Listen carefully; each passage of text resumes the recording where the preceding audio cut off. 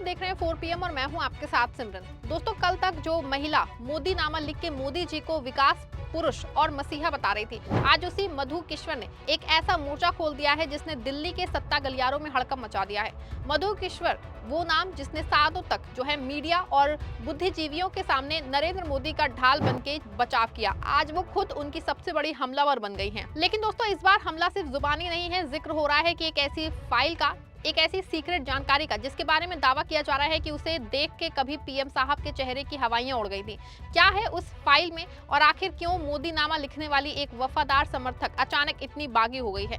क्या ये सिर्फ एक निजी नाराजगी है या फिर मोदी सरकार के उस अदृश्य चेहरे का पर्दाफाश है जिसे दुनिया ने अब तक नहीं देखा? आज के स्पेशल रिपोर्ट में हम बात करेंगे उन संगीन इल्जामों की जो सीधे प्रधानमंत्री के किरदार और उनकी कार्यशैली पे मधु किश्वर ने लगाए हैं। दोस्तों, कहानी शुरू होती है 2014 से पहले, जब पूरा देश गुजरात मॉडल की चर्चा कर रहा था। तब मधु किश्वर वो पहली बड़ी बुद्धिजीवी थी जिन्होंने अकादमिक दुनिया में मोदी की साख बनाई। उन्होंने अपनी पत्रिका मानुषी के जरिए मोदी की छवि को चमकाया और बताया कि कैसे उनके खिलाफ एक प्रोपेगेंडा रचा गया था। लेकिन 2026 आते आते ये वफादारी नफरत और बगावत में तब्दील हो चुकी है। दोस्तों, आज सत्ता की आंखों में आंखें डाल के पत्रकारिता करना मुश्किल हो गया है। हमारे 4 PM नेशनल यूट्यूब और फेसबुक चैनल को, जिसे आपका प्यार और विश्वास हमेशा से मिलता रहा है, उसे बंद करके सरकार ने ये साबित कर दिया है कि वो आपके सवालों से कितना डरती है। मुश्किल दौर है, लेकिन हम ना रुके थे और ना ही रुकेंगे। हम सच के लिए हमेशा लड़ते रहेंगे। ऐसे में 4 PM यूपी को ज्यादा से ज्यादा ज्वाइन करें और स्वतंत्र पत्रकारिता को जिंदा रखने के लिए जितना हो सके उतना हमारा आर्थिक सहयोग करें। आपके सहयोग से ये जंग हम जीत के रहेंगे। मधु किश्वर अब मोदी के लिए प्रेडेटर जैसे कड़े शब्दों का इस्तेमाल कर रही हैं। सवाल उठता है कि क्यों? क्या सत्ता से मोह भंग हो गया है, या फिर जैसा कि वो खुद दावा कर रही हैं कि उन्होंने 2014 के बाद से ही एक दूरी बना ली थी, उन्होंने क्यों कुछ ऐसी चीजों का जो है एहसास हुआ जो उनके जमीर को मंजूर नहीं थी? किश्वर का आरोप है कि मोदी सरकार में मंत्रियों के पद और टिकटों का बंटवारा मेरिट पे नहीं बल्कि कुछ खास समझौतों के आधार पे होता है। यह आरोप इतना संगीन है कि इससे पूरी भाजपा की नैतिकता पे सवाल वो उठ रहा है। आपको बता दें कि पिछले दिनों मधु पुण्या किश्वर ने पीएम मोदी व महिलाओं को लेकर बड़ी ही गंभीर आरोप करते हुए अपने एक ट्वीट में लगाए थे। एक ट्वीट तेजी से वायरल हुआ और इसको लेकर सोशल मीडिया पे काफी बहस भी हुई थी। कई लोगों ने मधु किश्वर के बयान को सुब्रमण्यम स्वामी के पुराने बयानों से जोड़ के देखा। लेकिन ये भी सच है कि मोदी नामा लिखने वाली मधु किश्वर ने आरोप तो लगाए, पर वो अब तक पुख्ता सबूत पेश नहीं कर पाई हैं। हाँ, इतना जरूर है कि इसके बाद बीजेपी, IT सेल और भाजपा नेताओं ने मधु किश्वर पे जबरदस्त हमला बोल दिया था। लेकिन अब उन्हीं मधु किश्वर ने फिर से एक और बड़ा और गंभीर आरोप लगाया है। इस बार मामला एक अफसर और एक फाइल से जुड़ा है। पिछले बार की तरह इस बार भी मधु किश्वर ने एक लंबा चौड़ा पोस्ट लिख के सबको चौंका दिया है। उनका दावा है कि ये जानकारी उन्हें एक ऐसे व्यक्ति से मिली है जिसके पास प्रधानमंत्री के बारे में अंदरूनी सूचनाओं का अच्छा खासा भंडार है।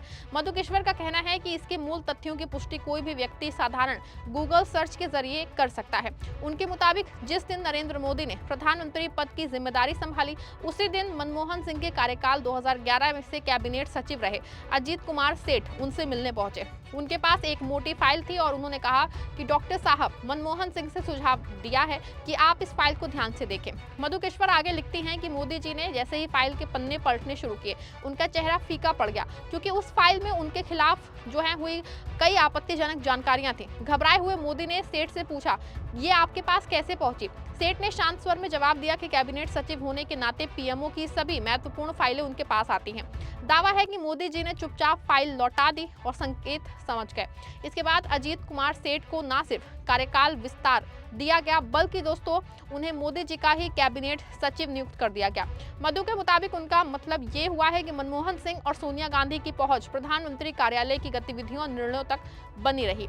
मधु किश्वर का कहना है कि अजीत कुमार सेठ को 2014 में विस्तार दिया गया और वो जून 2015 तक इस पद पे रहे। वो सवाल उठाती हैं कि क्या आपने दुनिया में कहीं सुना है कि कोई प्रधानमंत्री अपने कट्टर विरोधी के सबसे भरोसेमंद वरिष्ठ अधिकारी को अपनी ही पीएमओ का प्रमुख नियुक्त करे?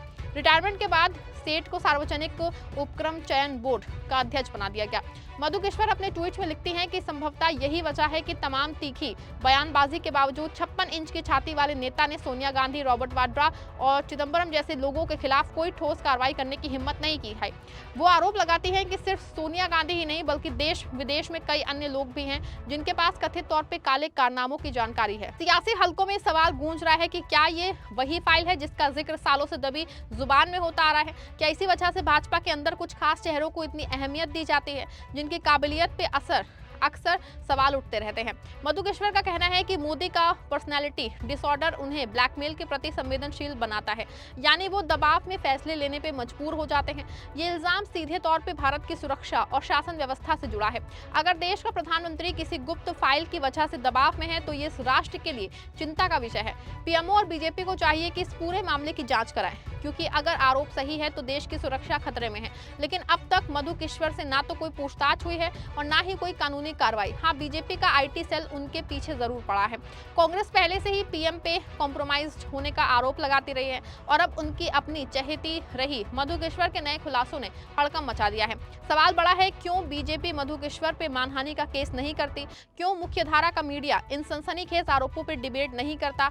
ये खामोशी खुद ब खुद बहुत कुछ बयां करती है। क्या मधुकेश्वर के पास वाकई वो ब्रह्मास्त्र है जिससे सत्ता के गलियारे डरते हैं, या फिर रणनीति है कि उन्हें नजरअंदाज कर दिया जाए ताकि मुद्दा और न भड़के? लेकिन सोशल मीडिया के दौर में सच को दबाना अब मुमकिन नहीं रहा।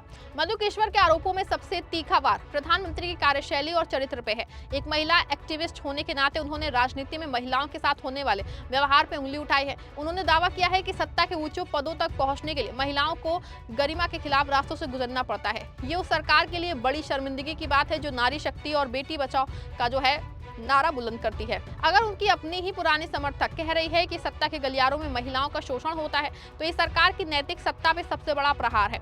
ऐसे में सवाल है कि मधुकेश्वर जिस फाइल का जिक्र कर रहे हैं, क्या वाकई ऐसी कोई फाइल वजूद में है? अगर है तो वो जांच के जरिए बाहर आनी चाहिए। नैतिकता के आधार पर पीएम साहब को खुद आगे आके जांच के आदेश देने चाहिए ताकि उनकी छवि पे लगे दाग साफ हो सके। आपको क्या लगता है कि मधुकेश्वर के आरोपों में दम है या ये सब सिर्फ एक व्यक्तिगत साजिश रंजिश का नतीजा है? अपनी राय कमेंट में जरूर दीजिए। वीडियो को लाइक और शेयर करिएगा।